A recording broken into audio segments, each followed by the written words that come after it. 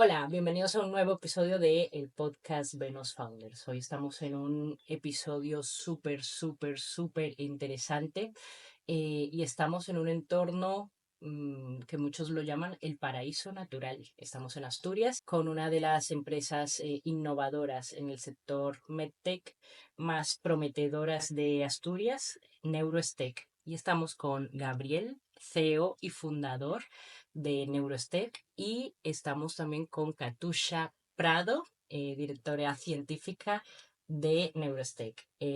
Katusha, tu nombre es muy asturiano, ¿eh? Sí, efectivamente, sí. Bueno, chicos, muchísimas gracias por vuestro tiempo Gracias a ti. y quiero que nos contéis un poco qué hacéis en Neurostech. Vale, bueno, para empezar, digamos que Neurostech es una compañía que se dedica principalmente al desarrollo de medical device. Lo que pretendemos es lanzar al mercado dispositivos implantables que permitan el tratamiento de enfermedades neurológicas. En términos genéricos, esa es la idea de Neurostech. Principalmente el dispositivo que más avanzado tenemos en cuanto a desarrollo es un dispositivo para el tratamiento de enfermedades neurodegenerativas. Las enfermedades neurodegenerativas todas tienen un nexo en común, todas ellas son proteinopatías, es decir, el cuerpo empieza a generar proteínas anómalas o proteínas existentes en unos niveles anómalos y estas proteínas tienen la tendencia de agregarse. Esta agregación en la que interfieren más factores acaban formando unas placas, las famosas placas que se depositan en el cerebro y dependiendo cuál sea la proteína precursora, llegamos a la formación de unas placas que se depositan en una parte u otra del cerebro. Esto da lugar a una patología u otra. Es decir, cuando hablamos de enfermedades neurodegenerativas hablamos de enfermedad de Alzheimer, hablamos de Parkinson, hablamos de ELA, hablamos de Huntington, hablamos de demencias frontotemporales, etcétera, etcétera. Y el principal problema que tienen estas patologías de por qué no tienen cura es que los fármacos desarrollados hasta la fecha son fármacos que intentan eliminar esas proteínas anómalas, tóxicas, proteínas diana, llamémosle de cualquiera de estas formas, ¿no? Pero estos fármacos desarrollados para eliminar esas proteínas se infunden de manera periférica. ¿Qué quiere decir de manera periférica? Bien oral, bien muscular, pero no directamente en sistema nervioso central porque es imposible y además en caso de hacerlo la respuesta inmune del organismo sería brutal. Por lo tanto, esos fármacos que son administrados vía periférica están demostrando en ensayos clínicos cierta eficacia pero muy baja y cuando aumentan dosis muchos problemas de seguridad. Por lo tanto, no hay unos fármacos muy eficaces ni muy seguros para este tipo de patologías. Esto se debe a que el sistema nervioso central está separado del resto del organismo por una serie de barreras que se llaman barreras hematoencefálicas que impiden que virus y patógenos alcancen el cerebro, pero también impiden que esos fármacos actúen donde tienen que actuar. Entonces, en cuanto a este dispositivo, lo que tenemos es una nueva vía de administración que actúa directamente en el sistema nervioso central y a su vez tiene una seguridad máxima porque el fármaco nunca tiene contacto directo con el organismo. Hemos empezado fuerte, Fuerte, muy fuerte. fuerte, que tenemos un montón de conceptos, especialmente quizá para el público, vamos a empezar a desgranarlos, para el público que no está tan metido en el sector de MedTech, porque quiero que entiendan muy bien lo que vosotros hacéis, que me parece brutal, ¿vale? Desde el punto de vista que estáis desarrollando, primeramente, un dispositivo, ¿vale? Quiero que nos expliquéis específicamente cómo funciona este dispositivo y luego acerca de las enfermedades. Comentaste que, bueno, pues dependiendo del tipo de proteína que vaya generando estas placas, corresponde a una enfermedad u otra. Pero, ¿cómo sabes o vosotros cómo detectáis qué tipo de proteína es y si estáis atacando directamente un tipo de enfermedad o estáis abarcando todo el tipo de enfermedades? Eso por un lado, ¿no?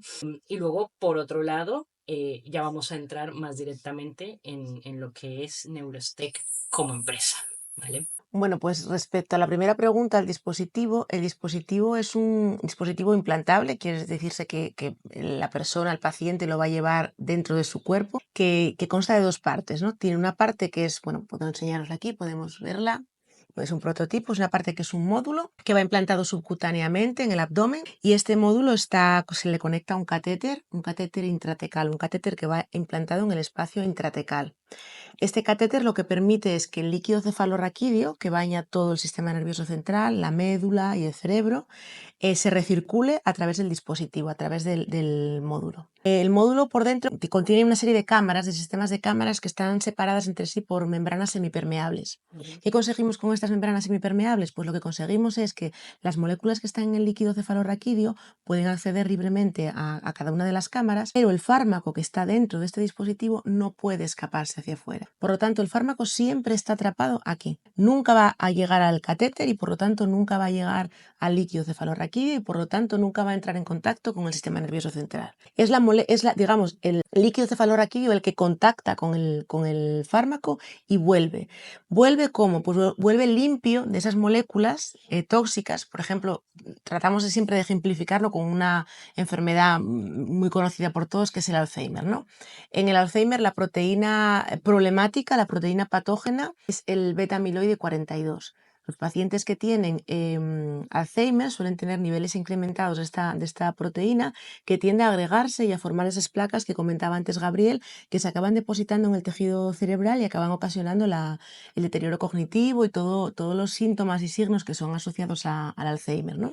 En nuestro sistema, cuando queremos utilizar nuestro dispositivo para tratar el Alzheimer, lo que hacemos es utilizar un fármaco que es un anticuerpo anti-beta-amiloide 42. ¿Qué es esto? Pues es una molécula que es capaz, digamos, de atrapar el beta-amiloide 42, de tal manera que conseguimos retener dentro del dispositivo esa molécula diana. Y lo vamos retirando, por tanto, del líquido cefalorraquídeo y por lo tanto vamos disminuyendo su cantidad y vamos deteniendo, si no incluso, o ralentizando o incluso deteniendo la progresión de la enfermedad. Esa es la parte importante, con la ventaja fundamental que comentábamos antes, ¿no? Que es que el fármaco siempre está aquí dentro. Nunca va a entrar en contacto con el cuerpo humano, por lo tanto evitamos problemas de seguridad importantes. Claro, si os centráis en la importancia, ¿no?, que tiene que el fármaco esté atrapado en el dispositivo, entiendo que es una gran ventaja competitiva que Exacto. tenéis vosotros, ¿no? Exacto. Porque actualmente, ¿cómo se administran este tipo de tratamientos? Que era lo que Vía comentabas, ¿no? periférica, vía Sí, muscular, Era- vía oral. Y es verdad, parenteral, sobre todo por vía oral, ¿no? Entonces, ahí el problema que tenemos es el que comentaba Gabriel. Tenemos el problema de que cuando lo administramos de forma sistémica, tenemos que atravesar la barrera hematoencefálica. Ese fármaco, para llegar a hacer efecto en el lugar donde tiene que hacer efecto, tiene obligatoriamente que atravesar la barrera hematoencefálica. Y la cantidad que atraviesa es muy pequeña, porque la barrera hematoencefálica está preparada justamente para no permitir el paso de la mayor parte de cosas, ¿no? Con este sistema nosotros estamos atravesando virtualmente la barrera hematoencefálica porque no estamos liberando nada dentro del sistema nervioso central, pero sí estamos consiguiendo que moléculas que están en ese fluido que baña el líquido, que baña el sistema nervioso central, entren en contacto con el fármaco. Es importante decir que este dispositivo, tal como está hoy en día, nos permite tratar aquellos problemas en los que la molécula patógena está en el líquido cefalorraquídeo, ¿vale? Si no está en el líquido cefalorraquídeo, no nos serviría. Pero tiene una ventaja que va un poco en línea con tu segunda pregunta, y es qué tipo de enfermedades o cómo sabemos qué enfermedad estamos tratando. Bueno, evidentemente el paciente tiene un diagnóstico que hacen los clínicos, que no hacemos nosotros, evidentemente, y eso lo que permite es utilizar una variedad de fármacos distintos, es decir, depende de lo que tú le pongas dentro, podemos estar tratando un Alzheimer, podemos estar tratando un Parkinson, una ELA, etc. Permite incluso combinar fármacos en caso de que sea necesario, ¿no?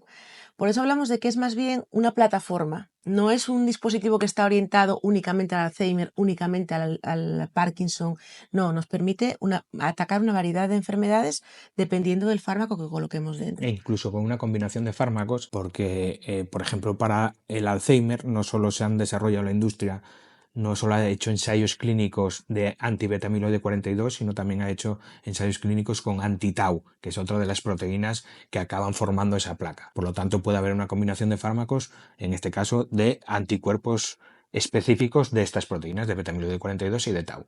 Esto para el Alzheimer. Para otras patologías, por ejemplo, si hablamos de Parkinson, pues hablaremos de la alfa-sinucleína, etcétera, etcétera. La cuestión es que el dispositivo en sí es una nueva vía de administración de fármacos al sistema nervioso central que no existe hasta la fecha. Bueno, Para entrar ya en el detalle de lo que es el dispositivo, todo lo que es el desarrollo, entiendo que tenéis una serie de patentes que os permite desarrollar este dispositivo, ¿no? Eso por un lado, de cómo llegasteis hasta dar con este dispositivo que no existe en el mercado, con la complejidad que tiene un desarrollo de este tipo. Y luego, por otro lado, comentabas que las moléculas quedaban atrapadas en el dispositivo, ¿no? ¿Podéis explicarnos cómo es todo este proceso de investigación para determinar qué tipos de moléculas, cómo las podéis introducir en el dispositivo y cómo realmente interaccionan con los fármacos? Bueno, como te decía, el dispositivo tiene una cámara central que es donde está atrapado el fármaco. Eso se introduce a través de estos septums. Estos pequeños botones que tiene el dispositivo son septums autosellables que permiten el acceso a las diferentes cámaras que tiene el dispositivo. Permite el acceso cuando el dispositivo está exterior, o cuando todavía no lo hemos implantado, de tal manera que podemos poner el fármaco aquí. Pero un aspecto muy importante del dispositivo es que también permite el acceso a las diferentes cámaras una vez que ya está implantado, por vía percutánea, es decir, estos relieves que tiene el dispositivo lo que nos permiten es que una vez que el paciente ya ha sido implantado con su fármaco correspondiente, nosotros podemos acceder a las diferentes cámaras por vía percutánea de una forma muy sencilla. Cuando digo muy sencilla, me refiero a que se puede hacer en la propia consulta del neurólogo. El paciente pasaría únicamente una vez por quirófano en el momento de la implantación y después el seguimiento se haría a nivel de la consulta del neurólogo, ¿no? ¿Por qué es importante tener acceso a estas cámaras? Bueno, pues porque el fármaco evidentemente tiene una vida. Me refiero a que el anticuerpo, hay un momento en el que está saturado. Todas las moléculas de anticuerpo ya han capturado el beta-amiloide en el caso del Alzheimer y ya no hay más moléculas libres para poder seguir captando la diana, ¿no? Ese es el momento de retirar el fármaco viejo, el fármaco que ya no sirve, y poner una nueva dosis del fármaco. Eso se hace a través de este septum central en un proceso muy sencillo. Estos otros dos septums nos permiten acceder a las cámaras que llamamos cámara control, cámara limpia o cámara sucia, ¿no? Que nos dan una idea de cómo está, de cuál es la medida de la molécula diana en el líquido cefalorraquídeo que está llegando y en el líquido cefalorraquídeo que ya ha sido limpiado, que ya ha sido filtrado, ¿vale? ¿Por qué es importante esto? Bueno, pues porque tenemos que saber cuándo recambiar el fármaco.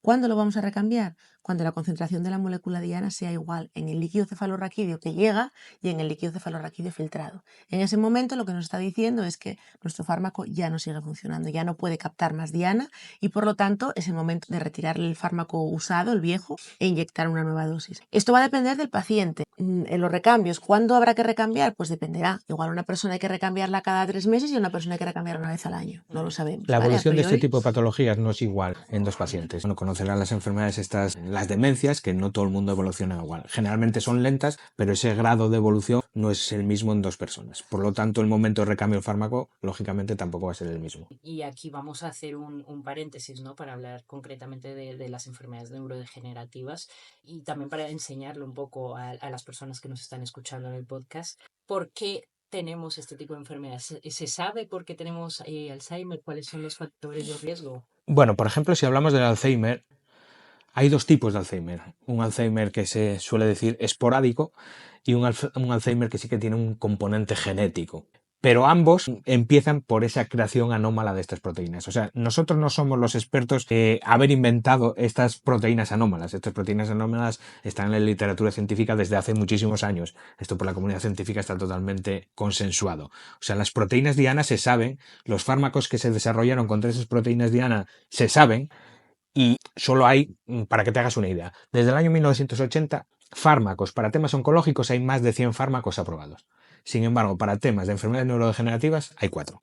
¿Esto quiere decir que la industria farmacéutica no sabe desarrollar fármacos? No. Lo que quiere decir es que la vía de administración del fármaco hasta la fecha no es la correcta. Que las enfermedades neurodegenerativas, en particular el Alzheimer, son tremendamente prevalentes y tienen un coste económico, social, personal enorme. Quiero decir que es un campo muy interesante para la industria farmacéutica, ¿no? Porque bueno, hay otros tipos de patologías que pueden resultar poco atractivas a la hora de desarrollar fármacos, pero desde luego no es el caso del Alzheimer. Si alguna compañía lograra desarrollar un fármaco capaz de curar o detener el Alzheimer, pues sería, vamos, probablemente se montaría en el dólar, ¿no? Como podemos decir. Pero sin embargo, es sorprendente que haya este poco recorrido a lo largo de los años en estos desarrollos, ¿no? Y nosotros, nuestra apuesta no va por el fármaco, es decir, nosotros no pensamos que es que hay un problema, que las farmas no son capaces de desarrollar ese tipo de fármacos, no. El problema es la vía de administración. El sistema nervioso central es diferente a otro tipo de sistemas porque está protegido por esa barrera que impide que los fármacos la atraviesen, ¿no? Entonces, ahí nuestra apuesta, ¿cuál es? Bueno, no vamos a proporcionar un nuevo fármaco, no es nuestra idea. Vamos a proporcionar una nueva vía para que las farmas puedan administrar sus fármacos, ¿no? Y ahí es de donde nace esta idea tan novedosa que creemos que se va a poder utilizar no solo con futuros fármacos que puedan venir, sino incluso con fármacos que hayan fracasado en ensayos clínicos, que hayan desechado las farmacéuticas porque no hayan tenido los niveles de eficacia o los niveles de seguridad esperados, pueden ser recuperables a través de una nueva vía de administración. Y eso es muy interesante, o puede ser muy interesante para ellas, puesto que, bueno, desarrollar un fármaco cuesta mucho dinero y si tú al final tienes que meterlo en el cajón y dejarlo parado, pues estás perdiendo una cantidad de dinero importante. Podría incluso ser una vía de recuperación de esos fármacos que fracasaron en su momento. Y ahí entráis vosotros con el dispositivo, que enganchamos con la pregunta anterior y es, ¿tenéis patentes de esto? Sí, la manera de protegernos, bueno, diferenciamos distintas fases porque el dispositivo consta de distintos elementos. Entonces, se puede decir que partimos de una patente, que le vimos ciertas limitaciones y que descartamos 2 años después. En ese momento evolucionó esta nueva patente en la que tenemos protegido la parte principal del reservorio, esta parte del dispositivo. Esa patente a día de hoy ya es internacional, está concedida en Estados Unidos, en Canadá, en la mayor parte de los países de la Unión Europea, en Reino Unido, en Japón, en China, en Australia. Es una patente ya internacional muy sólida y justo ahora acabamos de solicitar una patente para lo que es la parte del catéter, cómo llevar ese líquido cefalorraquídeo al dispositivo y que ese líquido cefalorraquídeo vuelva otra vez al sistema nervioso central. Además, importante decir, sin ningún tipo de bomba electromecánica. Nos aprovechamos del propio fluido del líquido cefalorraquídeo, que es un líquido que tiene movimiento, no es un líquido estanco. Es un líquido que tiene movimiento dentro del sistema nervioso central, que va asociado al ritmo respiratorio y al movimiento del corazón. Entonces nos aprovechamos de ese movimiento, hemos trabajado bastante con distintas presiones, saber dónde colocar el catéter, a qué alturas y qué colocar al dispositivo para que con esa fluídica conseguir que todo el líquido cefalorraquídeo pase por el reservorio. Eso es una patente que acabamos de solicitar hace un mes. Y también estamos abiertos a posible compra de licencias de otra gente que está desarrollando tecnología que podemos adaptar para nuestros dispositivos, porque, insisto, estamos hablando mucho del primero, Sí. pero detrás de este vienen otros 3, 4 dispositivos que, siendo expertos en esta tecnología, ya nos permiten no solo hacer una aféresis, que esto es hacer una aféresis, limpiar el líquido cefalorraquídeo donde el fármaco no se libere, esté dentro del dispositivo, pero bueno, ya estamos trabajando también en liberación controlada, en lanzar fármaco al sistema nervioso central para otro tipo de patologías no neurodegenerativas, en un sistema de filtrado extracorpóreo, para también afecciones agudas, por ejemplo, sangrados subacronoideos, que lo que necesitas es enchufarte a una máquina y limpiarte de sangre todo el líquido cefalorraquídeo. En ese sentido también estamos trabajando en un nuevo dispositivo que lo podemos decir, tenemos un acuerdo con una multinacional italiana que se llama Medica, que son líderes europeos de diálisis. Pues con ellos estamos colaborando en un tercer dispositivo en Neurostec. Quiero decirte que toda esta investigación previa de la que nos nutrimos nos dan 4 dispositivos, aunque estamos muy centrados en el que más cercano tenemos al mercado. Vamos a navegar, ¿no? Todo ese proceso, porque, bueno, desde que empezasteis en el 2020, Bueno, en el 2020 empieza Neurostec, pero realmente con esto empezamos aproximadamente 2015-2016. Si nos centramos desde que constituisteis la sociedad, desde que empezasteis a trabajar este momento post-COVID, que nos cambió la vida a todos, a 2024, especialmente dado que estáis en el sector MedTech, habéis hecho un avance espectacular teniendo ya un dispositivo. Quiero que me cuentes fundamentalmente qué hitos habéis conseguido hasta ahora. Antes me comentasteis que ya tenéis certificaciones o ya tenéis pruebas hechas en animales. Cuéntame un poquitín más sobre esto y luego ya cuando tengamos esta claridad sobre estos milestones, entramos en estos nuevos dispositivos que estáis desarrollando y que tenéis en proceso. Bueno, generalmente en este tipo de compañías, bueno, no en este tipo de compañías, está muy de moda hablar de las startups, hablar del TRL de desarrollo. Yo no creo en los TRLs, porque lo primero que son movibles, Ya. dependiendo de lo que estés desarrollando, lo mueves un poco bajo tu interés. Entonces, para, Paréntesis, un TRL explícanos qué es un TRL para los Bueno, el oyentes. TRL es el grado de desarrollo de un producto, ¿no? Al final suele ir de TRL 1 a TRL 9 según el grado en el que estés de desarrollo, pero es una terminología que es de la NASA, que es para temas espaciales, que nada tiene que ver con un medical device, aunque también se asocian. Pero para que la gente nos entienda, a mí me gusta hablar cuando hablamos de desarrollo del dispositivo las distintas fases. Te hablaba antes de que tuvimos una patente que descartamos. A mí me gusta resaltar esto también, porque todo ese trabajo previo es muy importante Mm. para el siguiente paso. Hay mucho trabajo previo que no se cuenta en ese TRL de desarrollo de nuestro dispositivo, pero si nos centramos en esta última patente, pues está toda esa primera parte, documental y de desarrollo de patente, de solicitud, etcétera, etcétera, y luego pasaríamos ya a una parte que nosotros decimos in vitro. Decimos in vitro porque son resultados en laboratorio. Esos resultados en laboratorio, por ejemplo, estudios de permeabilidad selectiva de las membranas que os comentaba antes mi compañera, de qué moléculas permiten esas membranas que pasen y cuáles no, para afinar en qué colocar dentro del dispositivo. Bueno, muchos estudios in vitro, estudios en cultivos celulares. Superada esa etapa con buenos resultados, pasamos ya a estudios ya en animales. Estudios animales que iniciamos en modelos murinos, en modelos de ratones, en este caso eran ratones transgénicos de Alzheimer, en los que colocamos una versión miniaturizada del dispositivo. Lógicamente al ratón no le podíamos colocar una mochila, Ya. la versión humana, pero sí una versión miniaturizada que tenía los mismos principios, los mismos fundamentos que nuestro dispositivo, y ahí ya publicamos los resultados, grandes resultados, que principalmente podríamos decir que son dos, que es que la vía de administración es segura y factible, y luego un resultado que nada tiene que ver con nuestro dispositivo, sino con el fármaco que colocábamos.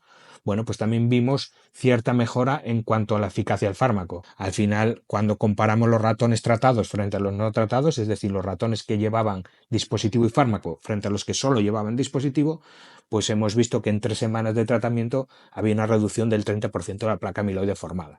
Estos resultados están publicados y después ya dimos un paso más allá, que es el rediseño del dispositivo ya versión humana para humanos. Una vez que ya lo teníamos configurado, ya estamos ahora mismo en un estudio piloto como penúltimo de preclínica con ese dispositivo para humanos en cerdos, que es el animal que más se parece al humano. Ujú. Esto lo estamos haciendo en el Centro de Cirugía Mínimamente Invasiva del Jesús Usón, en Cáceres, y nos quedaría como última parte de preclínica replicar este estudio piloto, pero bajo norma GLP.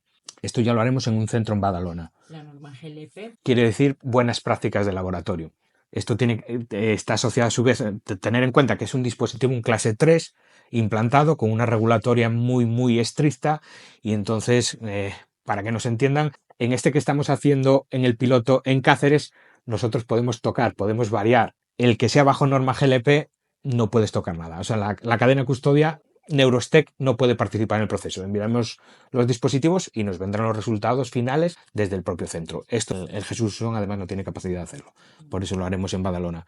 Y eso será ya nuestra última fase de preclínica. En ese momento, cuando terminemos el estudio preclínico en cerdos bajo GLP, estaremos a un pasito de entrar en fase humana. Ahora mismo en Asturias entiendo que este tipo de pruebas no se pueden hacer, pero sí que estáis trabajando desde aquí y colaboráis un poco a nivel internacional, a nivel nacional para este tipo de, bueno, de certificaciones y pruebas, ¿no? Sí, así es. Bueno, los estudios en roedores sí que los hicimos en colaboración con la Universidad de Oviedo. La Universidad de Oviedo tiene un animalario potente, pero de animales pequeños. Animales grandes ya nos tuvimos que ir a Cáceres. Ese último esperamos hacerlo en Badalona, aunque es un centro que se inauguró en el 2019. Cuando estábamos empezando a estudiar nuestro camino, no lo conocíamos todavía este centro de Badalona, y solo existían en el mundo dos centros en el que poder hacerlo. Uno estaba en París y otro en Boston, Sí, en Estados Unidos. en Estados Unidos. Bueno, casualmente abrieron este en Badalona, que nos va a permitir de momento no salir del nivel nacional, pero bueno. Porque con el tiempo que lleva el desarrollo, bueno, pues sí, por lo menos está a nivel nacional, de cierta manera se puede acelerar también, Sí, ¿no? hombre, Claro, tienes más control, lo tienes más facilita las cerca, puedes cosas. viajar.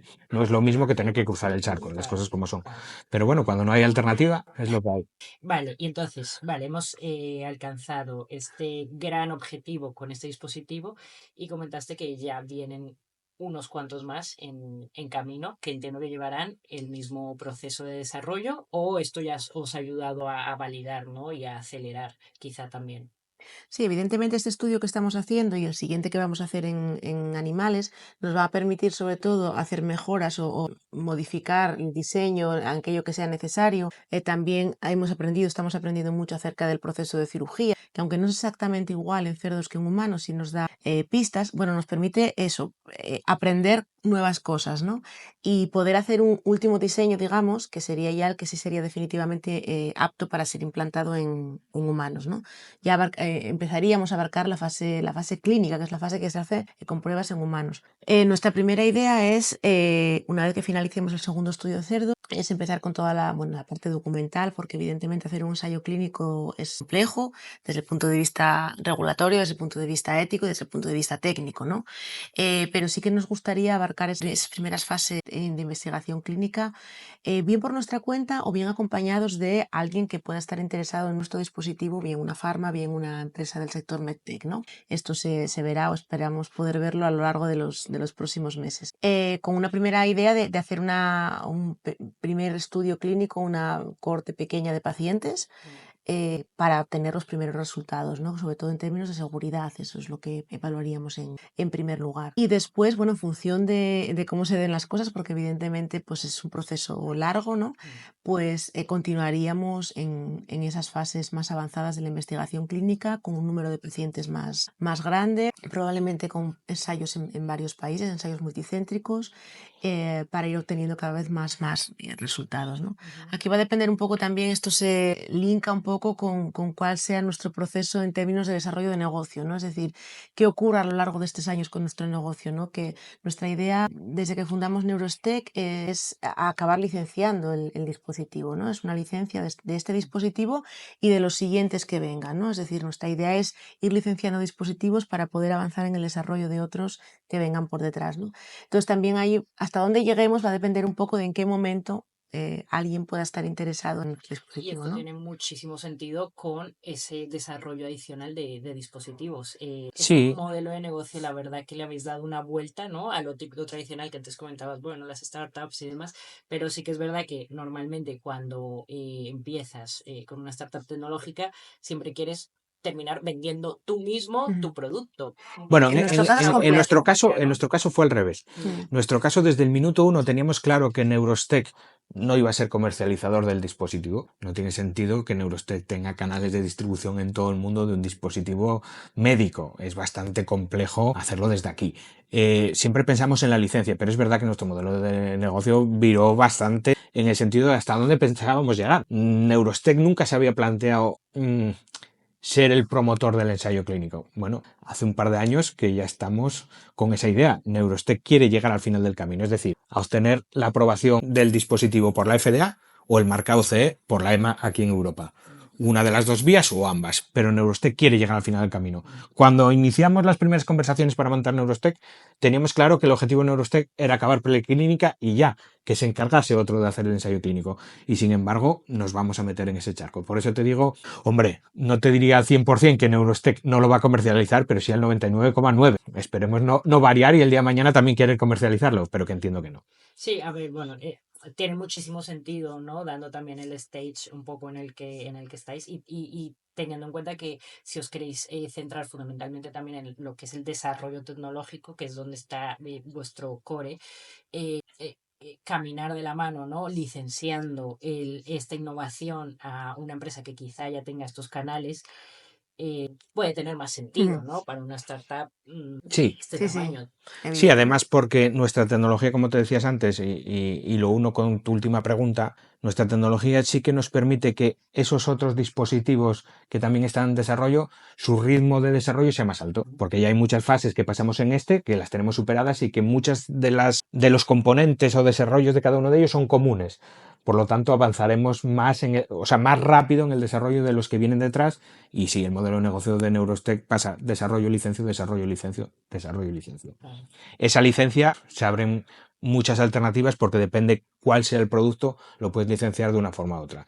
Desde la posibilidad de hacerlo geográficamente, licencias por zonas geográficas, hasta la posibilidad de una licencia total a una medtech tipo Medtronic, Boston Scientific, y que sea el quien se pegue con las farmas, o incluso hacer licencias por patologías. Como explicábamos antes, es una plataforma que según el fármaco que cargues te permite abordar una patología a otra. Nosotros tenemos la posibilidad de licenciarlo a una farma para el Alzheimer y a otra farma para el Parkinson y quedárnoslo incluso para el Huntington, por ponerte algún ejemplo. Y vale, en este proceso de desarrollo que tenéis, vosotros habéis levantado financiación, porque claro, una startup tecnológica en el sector MedTech, que normalmente yo ya la llamo Health Tech, ¿no? Que además desarrolla un producto de hardware, es intensiva en capital, teóricamente, Muy ¿no? intensiva. Entonces, Muy intensiva. o sea, yo lo sé de mi experiencia, ¿no?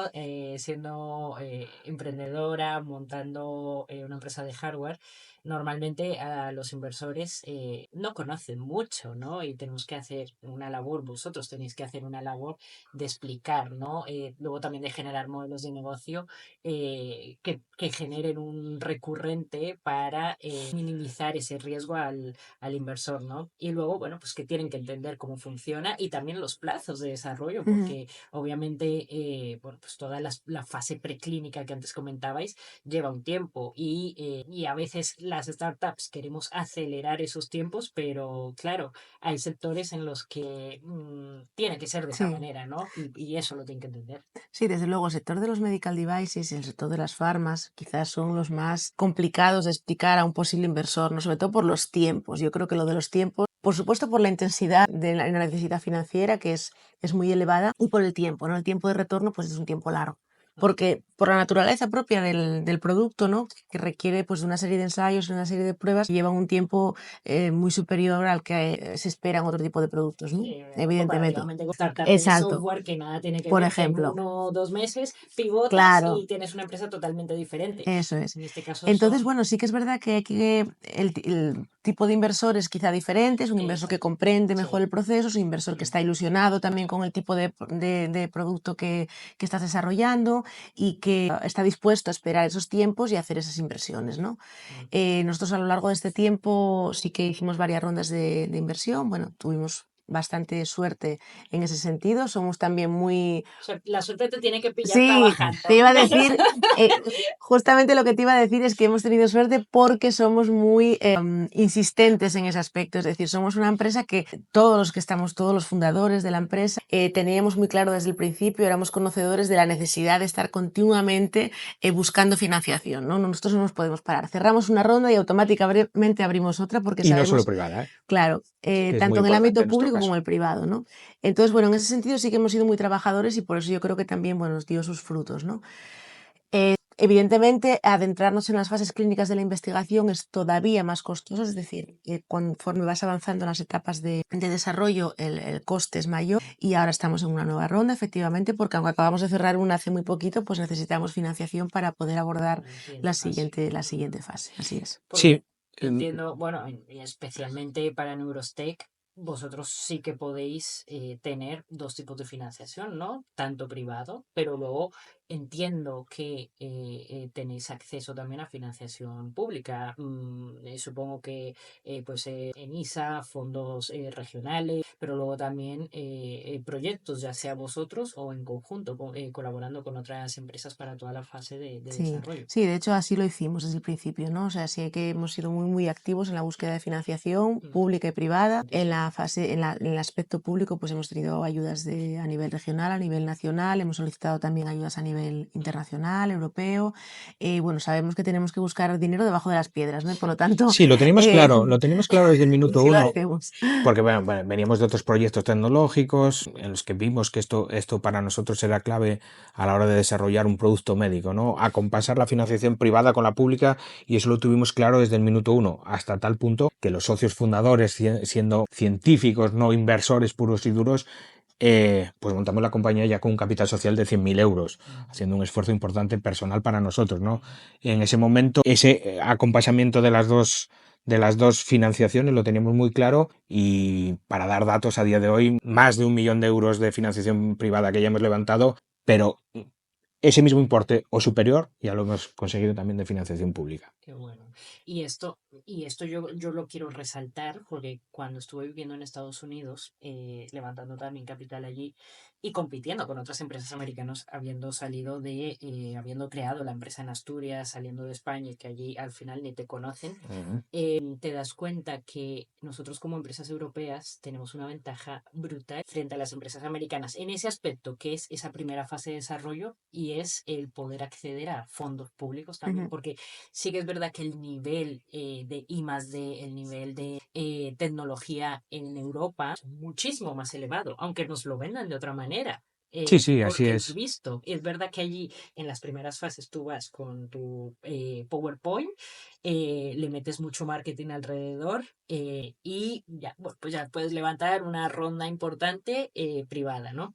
Eh, pero luego, bueno, pues está esa fase en la que realmente, pues ahora tienen que desarrollar la tecnología realmente. Y nosotros sí que es verdad que, bueno, pues desde Europa vamos muy con las uñas, pero cuando llegamos a esa fase ya tenemos una tecnología. Ujú. Entonces, quizá en Europa lo que nos falta es poder acompañar esa fase de desarrollo cuando ya lo tenemos con financiación privada. Ahí es donde ahora mismo cojeamos comparativamente con Estados Unidos, Sí, pero yo también de lo que veo del ecosistema inversor es que está creciendo. Es verdad que ahora mismo estamos viviendo un poco este invierno inversor, pero sí que es verdad que se está reactivando, especialmente teniendo un desarrollo Ujú. tecnológico importante. Sí, así es. Nosotros la verdad que estamos muy agradecidos también de toda la, bueno, de toda la parte pública, de financiación pública que obtuvimos, porque nos permitió, sobre todo las primeras fases, que son quizá las más complicadas, en las que ir a un inversor contándole que prácticamente no tienes nada o tienes muy Claro. poco, ¿no? Al final, Mm. bueno, pues hasta poder enseñar esto, tenerlo en la mano y poder enseñarle esto, pasó mucho tiempo, ¿no? Entonces es más complicado. Esa inyección inicial pública nos ayudó mucho, nos facilitó mucho, aunque como te digo, siempre fuimos muy conscientes de la necesidad de ir acompasando ambas cosas, porque sí, si no, cierto. estás muerto, porque también es verdad que las ayudas públicas llegan hasta donde Sí. llegan, ¿no? Y Mm. hay un momento que, bueno, hay cuantías que ya a las que ya no es posible, no es posible conseguir, ¿no? ¿Y qué tipos de inversores estáis buscando ahora? Bueno, ahora ya, una vez cerradas estas primeras fases, queremos dar el salto ya a una inversión más profesionalizada, a fondo, a poder ser de la vertical salud, que nos acompañen ya en este último pasito para la fase humana. Hablamos ya de importes muy superiores, lógicamente también esto tiene que ver con la valoración de la compañía. La valoración de la compañía se fue incrementando gradualmente, no solo por el avance en el desarrollo de los distintos dispositivos, sino también gracias a esa financiación pública que nos permitió no diluirnos de manera proporcional, ¿no? Entonces, ahora mismo, como te decía, buscamos esto y esto lo dice uno de nuestros socios cofundadores, que es una regla que él cuenta muchas veces y no está muy desencaminada, que este tipo de proyectos, como decías antes, nada tiene que ver con desarrollo de un hardware, desarrollo de una app, son proyectos de maduración muy larga. Y él habla de la regla de los 3 dieces, que quiere decir 10 millones, 10 personas, 10 años. No va muy desencaminado. Las cifras son así parecidas, pero también hay que tener en cuenta que cuando se consigue un éxito en uno de estos desarrollos, el multiplicador es bestial. Este dispositivo, el día de mañana, cuando se puede llegar a esa licencia, hay deals en el mercado de tecnología incluso inferior, alucinante. De hecho, este sector, después del COVID, es uno de los que más ha crecido. Todo el sector, bueno, medical devices, health tech y demás, es el que más interés de inversión está levantando. Bueno, pues por todos los problemas que se vieron después del COVID. Y yo creo que es importante también que entréis en esa rueda, ¿no? Y daros a conocer ahora mismo qué estáis haciendo, ¿no? Para daros a conocer. De momento acudiendo a la mayor parte de ferias y congresos Eso es que importante, podemos. sí. Y de momento es verdad que no salimos mucho internacionalmente y es uno de los objetivos de aquí al verano e incluso después del verano porque, como te decíamos antes, tenemos ronda abierta, pero no de carácter urgente. O sea, la idea es empezar a darle forma a partir de ahora. Ah, bueno, y porque además ahora estáis buscando otro tipo de inversores profesionales, ¿no? Que quizá os puedan ayudar incluso no solamente la parte financiera, sino también pues, a crecer, quizá pues encontrando esos partners para la parte de las licencias, canales, conocimiento, network. Y bueno, pues hay que salir a Hay buscar. que salir, Ujú. Hay que hay que salir. salir. Muy bien. Bueno, pues vamos a entrar ahora en vosotros.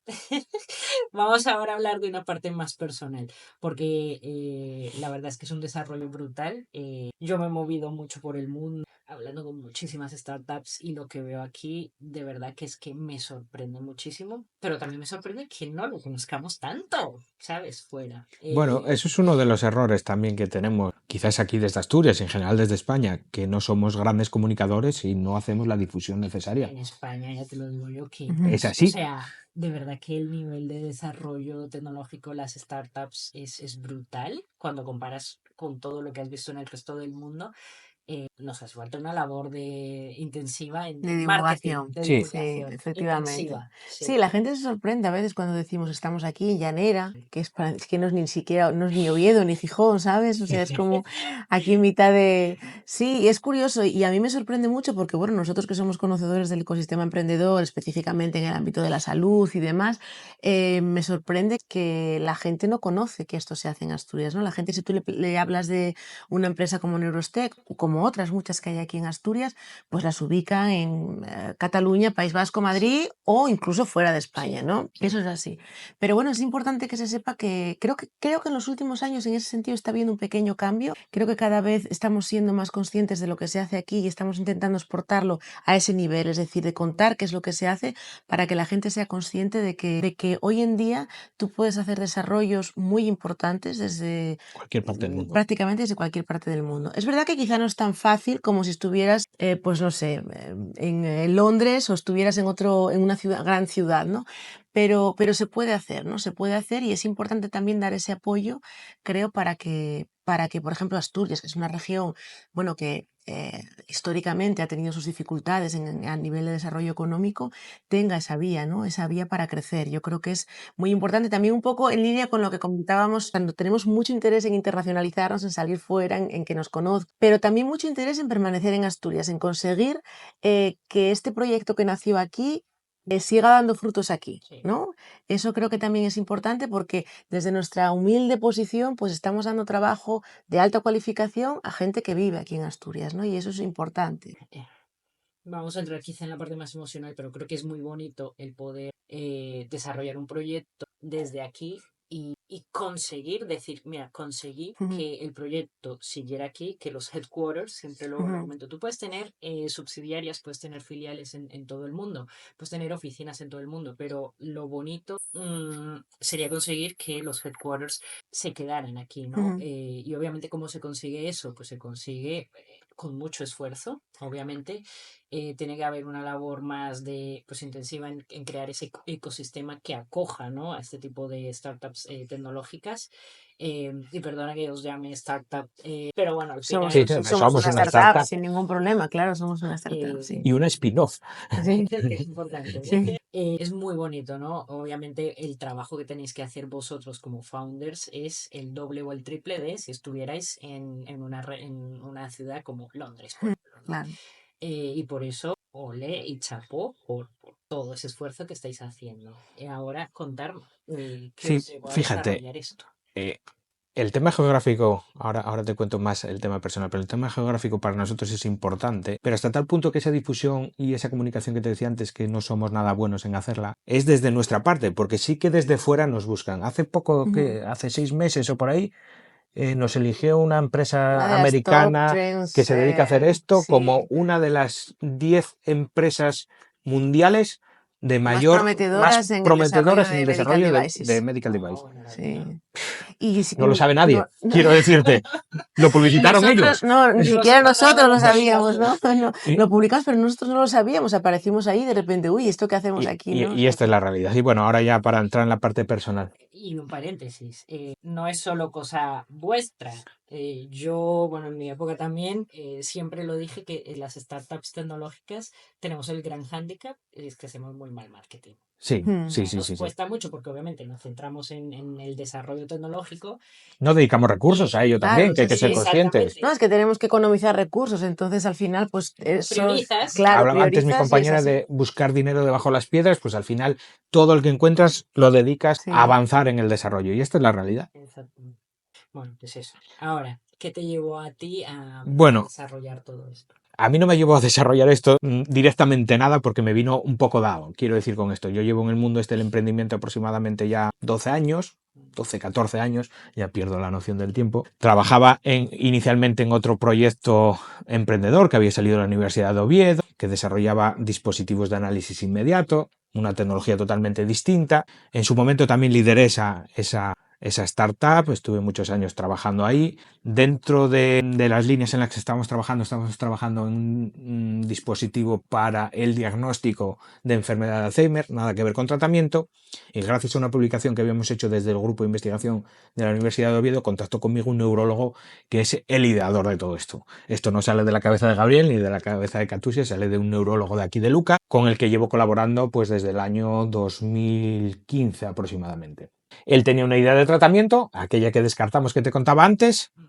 Eso evolucionó a esta segunda patente y en su momento, cuando salí de esa startup, de la antigua startup en la que tenía contratada a Katusha, ambos dos empezamos a formar parte de la Fundación Neurociencias, que es la que dirige este neurólogo, y vimos la necesidad de lanzar una spin-off, es una spin-off de la propia Fundación Neurociencias como compañía, principalmente para acelerar el desarrollo del dispositivo, que desde la Fundación era bastante complejo, y también el acceso a fondos, tanto privados como públicos, desde la Fundación era prácticamente imposible. Entonces es cuando nos decidimos a montar Neurostec en junio del 2020. Yo creo que desde el 18, 19 empezamos a formar parte de la Fundación y en un año y medio teníamos la compañía montada. Que me contaste que la montasteis con mascarilla y todo Sí, puesto sí. Sí. La montamos, no nos vimos durante todo el Constituimos en proceso junio del 2020. salimos con mascarilla, de hecho fue una de las primeras salidas, yo creo que tenemos la foto en la notaría con la mascarilla y no nos vimos durante todo el proceso porque era hasta... Bueno, nos vimos por teleconferencia, muy a menudo, pero por no supuesto, pero físicamente. físicamente no nos vimos, ¿no? Entonces, bueno, fue ahí también, fue un reto, ¿no? Porque yo a veces lo pensaba durante aquel proceso y yo decía, esto no es loco. O sea, con la que estaba cayendo, Te lo digo. sí, o sea, yo decía, pero no lo podía creer, ¿no? A veces decía, esto requiere un grado de locura importante porque si no, esto no lo haces, y menos en ese momento, ¿no? En el que había una incertidumbre absoluta. Entonces yo siempre digo que fuimos valientes, la verdad que Sí, fuimos pero más que grado de valientes, locura, yo insisto que es un grado de pasión. Es un También, grado de sí. pasión porque lógicamente todos los socios fundadores, incluso los inversores que se están incorporando al proyecto, creemos con auténtica locura en lo que estamos haciendo. Porque también tenemos otras experiencias previas en que yo esto lo intento comentar muchas veces. Cuando estás desarrollando un producto médico, dependiendo qué tipo de producto médico, pues lógicamente lleva asociado dentro del desarrollo un riesgo tecnológico, ¿no? Por ejemplo, mi antiguo proyecto, que desarrollábamos pues aparatos parecidos a glucómetros, pero para otras patologías, para otros indicadores, ¿no? Pero claro, yo cuando lo estoy desarrollando, yo no sé, por ejemplo, el límite de detección que va a dar mi aparato cuando termine el desarrollo. Y esto es importante porque si mi límite de detección es superior al de los valores normales de personas sanas en sangre, pues hice el canelo hasta el momento. Lleva asociado un riesgo tecnológico muy, muy importante. En este caso, como lo teníamos muy claro desde el inicio, y todas las pruebas in vitro fueron tan prometedoras, incluso ya esa primera parte de roedores, el dispositivo en sí, aunque es ciertamente complejo, no tiene nada de un riesgo tecnológico. Te aparecen piedras en el camino, lógico, pero que son solventables. Sin embargo, yo, como me gusta llamarla a mí, este proyecto sí que tiene un riesgo financiero brutal, porque nuestro nivel de gasto es alucinante. Antes que estábamos hablando de cerdos, por ejemplo, el último ensayo que estamos haciendo, bueno, no tenemos la culpa de que cada cerdito aproximadamente, que no es una cifra exacta, pero aproximadamente, de media, cada cerdito para investigación te cueste 12.000 euros. Claro. Entonces es un riesgo financiero. Y ya no te quiero hablar si entramos en ensayos clínicos. La parte humana es brutal. Pero ahí entramos en la parte de que, vale, es un riesgo, por eso también es una inversión de que si esto funciona adecuadamente, el multiplicador borra cualquier riesgo inicial realmente. Lógico. ¿no? Constituimos ahí, pero no solo con también un poco de locura, pero sobre todo con un componente pasional brutal, porque creemos exactamente en lo que estamos haciendo. Ahí yo te iba a comentar antes, normalmente hay una frase que suelo decir y es, si necesitas ánimo para emprender, entonces no lo hagas. Efectivamente. Entonces vosotros ya lo teníais claro, Sí, lo sí, tenéis claro. clarísimo. Sí. Y sobre todo yo creo que es una característica que veo en muchos emprendedores, en muchos founders, y es que visualizan ya el producto hecho, Mm, el que ya se ha conseguido, son capaces de ver esa meta, ¿no? ujú, Y a veces tú cuando hablas, incluso, bueno, con otras personas que no son founders, o incluso con miembros del equipo, hay muchos miembros que tienes en el equipo que creen en la idea y tal, pero no tienen esa capacidad de visualizarlo como lo ujú. visualiza un founder. Entonces, yo creo que ese es el aspecto diferenciador a la hora de montar una empresa justo después del COVID con Mm, mascarilla y habiéndose visto sí. poco, Ujú. Sí, la y verdad. aparte de visualizarlo, te das cuenta también que no vas visualizando solo la meta, sino cada uno de los hitos. Y algunos, cuando ya los fuiste cumpliendo, o sea, la sensación esa interna, que nada tiene que ver con un rendimiento económico, ni muchísimo menos, es brutal. Bueno, que te voy a contar a ti de este mundo de la startup, pero sabes que son picos totales, que hay días que no te apetece levantarte de la cama y hay días que crees que estás en la cúspide. Esto es Sí. así y yo llevo siendo el pan mío, como digo yo, de cada día de los últimos 12, 14 años. O sea, en Así ese es, sí. sentido estamos muy, muy acostumbrados. 100%. Para los oyentes que están interesados un poco en cuál fue tu trayectoria, ¿qué estudiaste? Yo soy doctor en química por la Universidad de Oviedo. Y menos química ahora jode todo, esta es la realidad. Sí que esa A ver, si noción tú haces inicial esto está... con Bueno, CEO, está muy bien decir, soy CEO, pero también como decimos nosotros internamente, bien sabes que en este tipo de compañías inicialmente ser el CEO de Neurostec, como digo, yo soy el pegamento, estoy en todas, sin estar 100% en ninguna de las actividades diarias, al final tengo que estar en todas. Es el pegamento el que hace de todo. tienes todos los sombreros. Eso es. Ujú. Bueno, mi compañera es CSO, pero Sí, podríamos decir que es COCEO, podríamos decir que es Sí, somos porque un ya tándem. sabes que aquí Sí, hay que somos arrimar un el tándem. hombro en todo lo que se necesite. sí, sí. Hay, bueno, sobre todo, ¿no? Para los founders, realmente al final lo que les caen son los marrones. Ujú, Porque si se pudieran solucionar o si tuvieran una solución fácil, realmente los llevaría pues una persona del equipo, ¿no? ujú. Lo gestiona y demás, pero realmente al final a los founders se le caen los marrones, todos los problemas, los disgustos, entonces, bueno, pues hay que tener una capacidad importante, ¿no? Para gestionarlo y ahora entiendo que estáis haciendo este peloteo, me has comentado, Gabriel, tu background, ahora quiero, Fatusha, que me cuentes qué te llevó a desarrollar todo esto y a meterte en este berenjenal Genial. y sobre todo darte, bueno, pues desde mi parte, ¿no?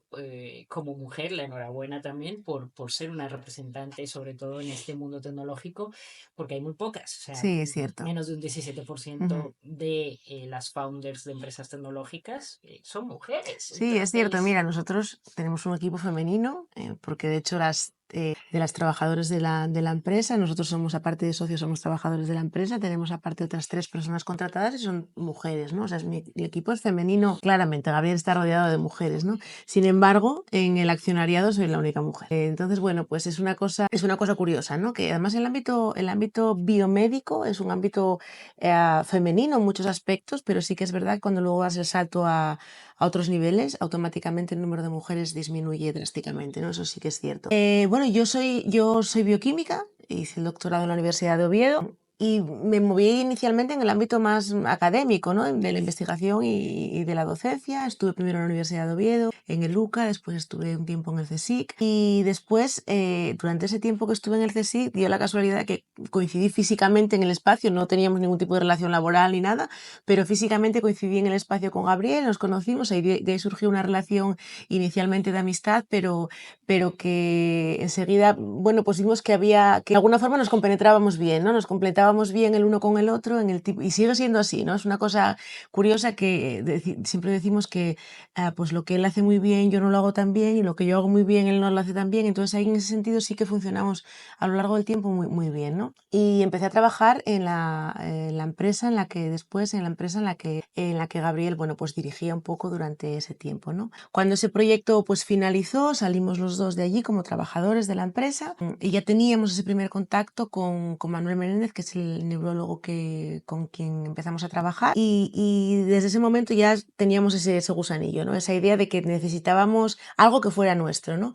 Para mí algo muy importante y que le agradezco al anterior proyecto, que no era mío, yo era simplemente una trabajadora, lo que consideraba mío emocionalmente, Para mí una cosa importante fue que Neurostech fuera mía. Digo, no me refiero a mía desde el punto de vista del porcentaje de accionariado, no, me refiero a algo que yo sintiera emocionalmente mía y fuera realmente mía, ¿no? Entonces para nosotros era un aspecto importante y teníamos claro quién queríamos que nos acompañara, quién podía tener ese mismo sentimiento y esa misma visión de la empresa, ¿no? Y bueno, pues contactamos con estas personas que estuvieron también muy ilusionadas desde el principio con el proyecto y decidimos fundar, ¿no? Y bueno, pues a lo largo de este tiempo hemos ido trabajando tanto como socios como trabajadores de la empresa, ¿no? Como CSO, como CEO, con el resto del equipo. Y es muy satisfactorio. Yo no puedo decir otra cosa. Es cierto que los marrones están ahí, es cierto que hay momentos que son muy estresantes, hay momentos pues deprimentes también, ¿no? ¿Por qué no decirlo? Pero yo hoy por hoy no lo cambiaría por nada, honestamente lo digo, ¿eh? Creo que le da a mi vida pues una dimensión nueva, completamente distinta, que me permite desarrollarme de muchas formas y sobre todo para mí es muy importante sentir que el proyecto es mío y que realmente sea mío. Es algo, no sé por qué, pero es así, ¿no? Es una parte que es realmente importante en este aspecto. Todo influye.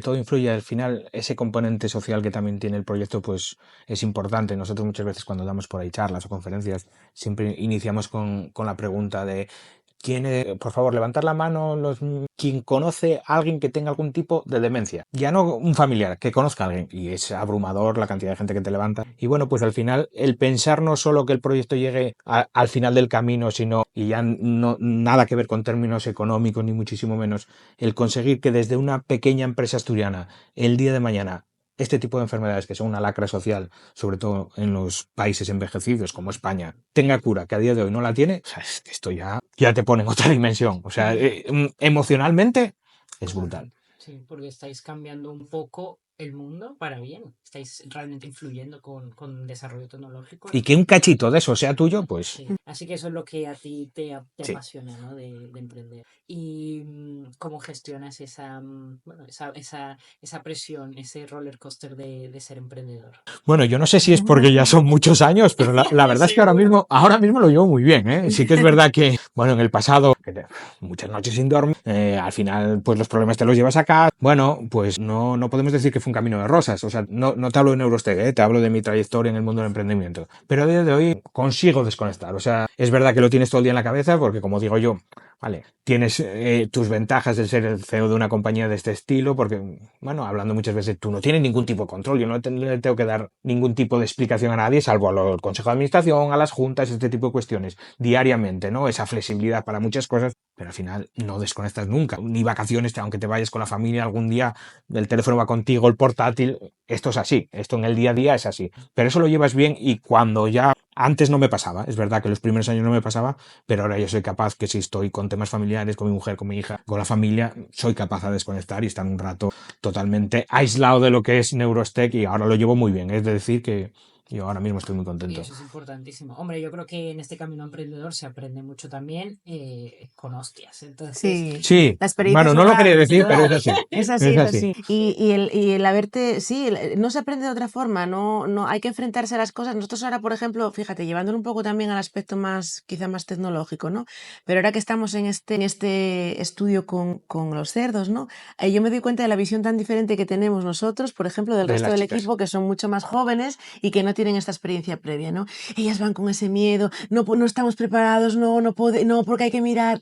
Y nosotros vamos, no, hay que enfrentarse. Claro que nos van a salir 20, 50 problemas, pero es que si no lo hacemos, si no lo empezamos a hacer, nunca vamos a tener la oportunidad de solucionar esos problemas y de sacar el aprendizaje, ¿no? Yo creo que eso te lo da cierta experiencia, cierta edad también, evidentemente, pues cuando tienes 20 años probablemente no tienes esa visión y aquí ya pues superamos los 40, entonces yo creo que eso también es beneficioso y al final tienes que exponerte, tienes que enfrentarte a esos problemas que van a surgir, sacar el aprendizaje y seguir hacia adelante. Y además de saber cómo solucionarlos, porque muchas veces te enfrentas a mismos problemas que ya te enfrentaste en el pasado, la manera de afrontarlos es totalmente otra. Muchas veces que surgen cosas y que parece que hay tranquilidad, que no pasa nada. Sí, que no explota. Claro. Y es viernes, lo hablamos el lunes, tranquilas, que no pasa nada y que, bueno, Es otra cosa. Sí. Es otra cosa. Y ahora una frase para nuestros oyentes. Desde luego es un ámbito apasionante, no puedo decir otra cosa.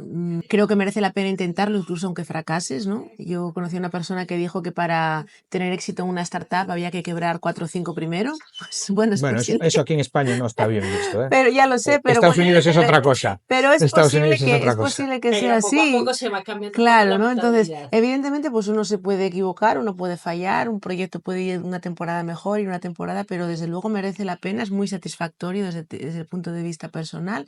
Requiere de ciertas habilidades fuera del ámbito puramente académico, técnico, ¿no? Como son esas habilidades quizá para gestionar la incertidumbre, e incluso desde el punto de vista económico, personal, ¿no? Pues evidentemente esto mañana se puede cerrar porque es así, es una realidad, ¿no?